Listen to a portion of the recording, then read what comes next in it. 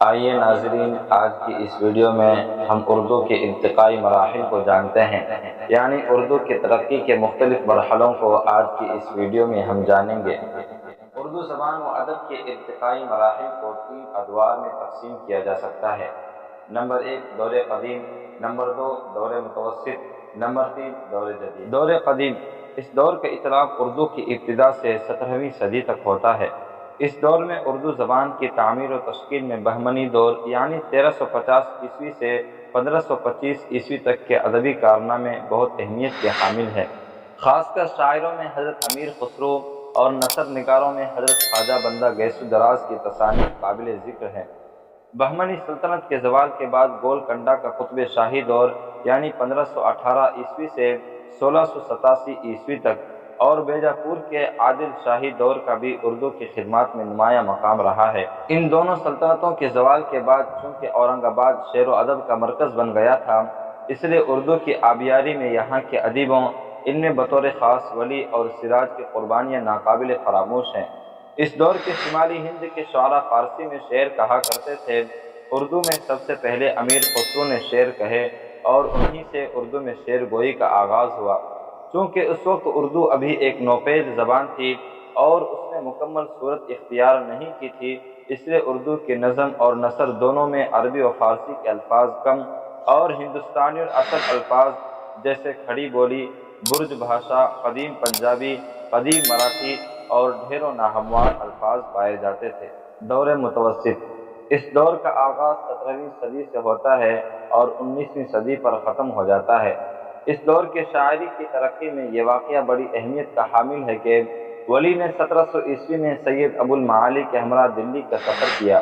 یہاں کے شعراء جس طرح فارسی کے اشعار سناتے تھے، اسی طرح ولی نے اردو میں غزلیں سنانی شروع کی۔ ان کی غزلیں اتنی مقبول ہوئیں کہ دلی کے تمام شعراء نے ان کی تقلید میں اردو میں شعر کہنا شروع کر دیا۔ اس دور کی سرکاری زبان فارسی تھی۔ دور قدیم کی تحریروں میں ہندوستانی اصل کے کچھ ایسے ناہموار الفاظ بھی تھے جو اردو زبان سے پوری طرح میل نہیں کھاتے تھے۔ اس لیے مرزا مظہر جان جاں رحمۃ اللہ علیہ نے اس بات پر زور دیا کہ اردو میں رائج ہندوستانی اصل الفاظ کے بجائے عربی اور فارسی کے الفاظ استعمال کیے جائیں۔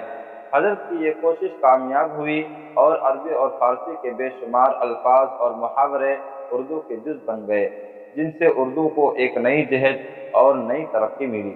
اسی طرح اس دور میں اردو کے فروغ کاری میں دبستان دہلی یعنی 1700 عیسوی سے 1857 عیسوی تک اور دبستان لکھنؤ یعنی 1750 عیسوی سے 1900 عیسوی تک کے شاعروں اور ادیبوں کی خدمات بھی ناقابل فراموش ہیں۔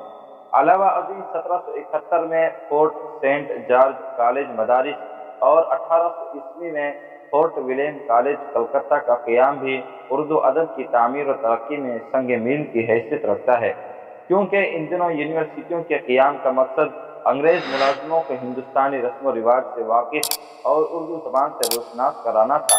لیکن اس وقت اردو زبان میں کوئی ایسی کتاب نہیں تھی جو داخل نصاب کی جاتی، چنانچہ اس مقصد کے لیے ان کالجوں میں اردو ادیبوں کا تقرر عمل میں آیا اور ان کے ذریعے انگریزی اور دیگر زبانوں کی کتابوں کا ترجمہ کرایا گیا، جس سے اردو مزید پروان چڑھی۔ دور جدید، اس دور کا باقاعدہ آغاز 1857 عیسوی سے ہوتا ہے۔ اس دور میں غالب نے اپنے منفرد اور دلچسپ مضمون نگاری اور فلسفیانہ شاعری کے ذریعے اردو کو ترقی کے بام عروج پر پہنچا دیا۔